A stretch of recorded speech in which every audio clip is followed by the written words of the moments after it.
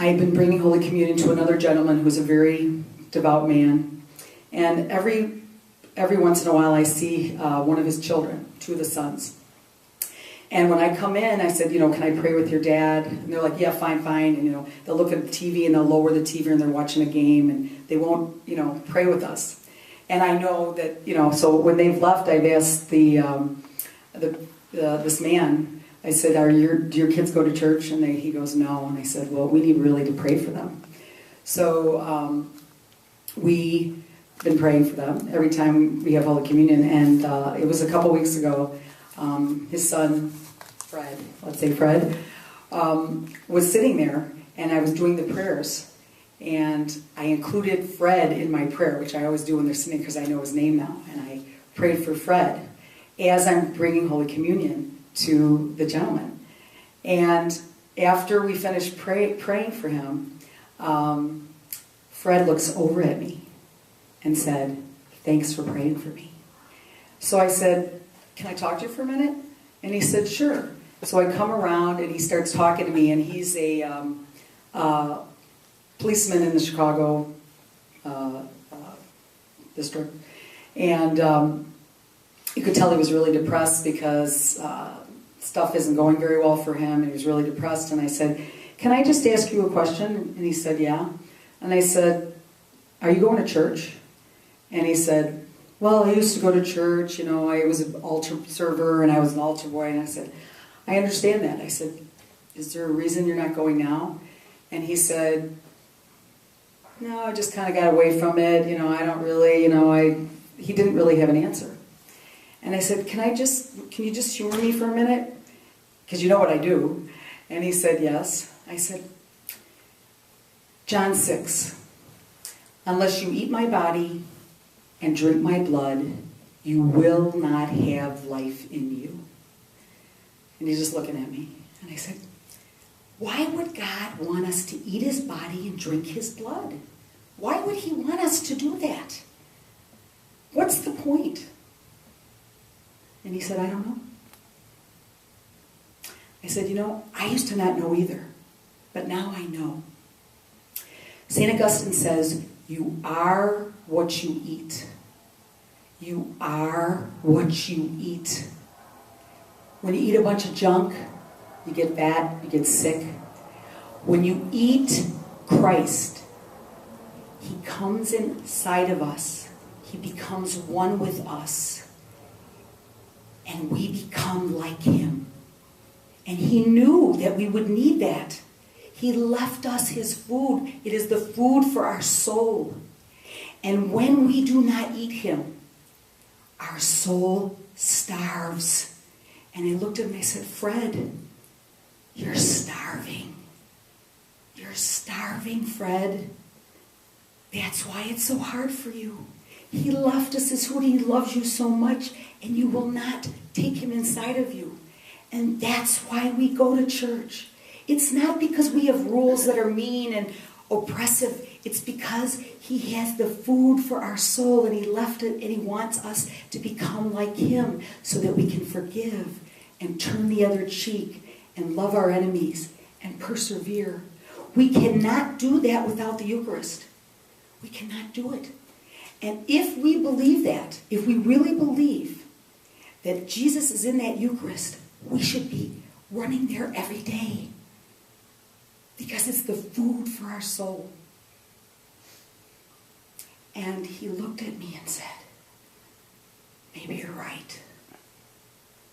Maybe you're right.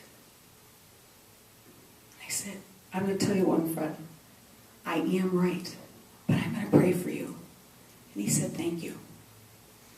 This happens to me every single day. Every single day. In the grocery store, in the parking lot, in the gym, at church, every day. Everybody is starving. We have more depression than we've ever had. People, there's so much divorce. They are having trouble with their children because they're starving. They are starving for the food that God has left us on this earth. We are starving. And that's why I do what I do. Because if you really, really believe it, then you cannot not tell people. And actually, we are all, as baptized Catholics, called to be priest, prophet, and king. Priest because we offer suffering for others. You're not priest on the altar, obviously, but we are priests and we offer our suffering for others. And our suffering has power. It has power. Okay? Prophet, it's not necessarily talking about the future. It's telling them about Jesus Christ. And Jesus Christ is a person. Being a Christian has nothing to do with all these ideas and all these rules. We are offering them a relationship with a person. Now, if you don't believe that, I had a cousin, I'll tell you one more story.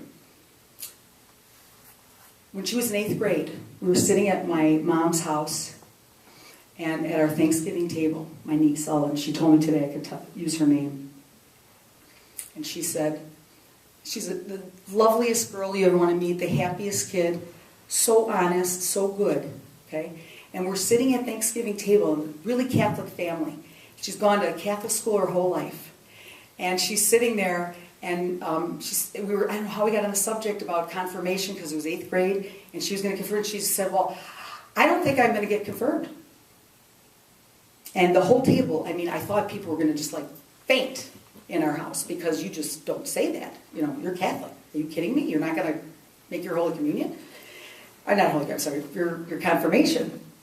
And she said, well, no, because I said, well, why, Ellen? And she said, because I don't believe Jesus is the Son of God. And everybody in the table almost fell over. And the mother's crying, her mother, crazy. Now, luckily, I'm a catechist. I've been doing 8th grade CCD for years. I've been doing this almost 19 years. And I looked at her, because everybody was I said, you know, Ellen, I am really proud of you. And they're looking at me like, they're going to take a gun to me. It's like, are you kidding me? I'm proud of you? I said, you know what? You're actually thinking about it. You're not just going to go through the motions. You actually feel this is important. It's important enough for you to think, if I don't really believe this, why should I be confirmed? This is a 14-year-old kid saying that. I mean, and I am proud of her. And I said, I'm very proud of you. And so I said, you know what, Ellen? I'm going to make a suggestion. I said, I go to Mass every day. I'm going to start praying for you. I'm going to ask you to do one thing. You're pretty serious about this? She said, yeah. I said, just tell God to show you the truth. To show you the truth. And I said, and I'm sure everybody here at this table will pray for you too. And so she said, okay. So everybody was like at the table. So anyway, all of this was Thanksgiving. I started calling her. I prayed for her every day. And I called her in December occasionally. I said, Ellen, how's it going? Oh, yeah, Michelle, nothing new, about the same. Okay, Ellen, you pray it? Yes, Aunt Michelle, I'm asking God to show me the truth. January comes. Called her up. It's the same, Aunt Michelle. Nah, it's the same. Beginning of February. No, it's the same, Aunt Michelle. Mid-February, I get a phone call from Ellen. She said, guess what, Aunt Michelle? I said, what? She said, I'm going to make my confirmation. You are? She said, yeah. I said, why? She said, because I know it's true. I said, what's true? She said, I know that Jesus is the Son of God. I said, how do you know? She said, I don't know. I've just been praying and I know it's true. So I'm going to paint my confirmation. And that kid went on to an all Catholic school and got every award there was in service, did everything for that school, because you know what? She knew it was true. She had a relationship with this person of Jesus Christ that she loved so much that she wanted to do everything for him. And so it was an amazing opportunity to evangelize our family. She evangelized our family in that way. And that's what we're called to do all the time.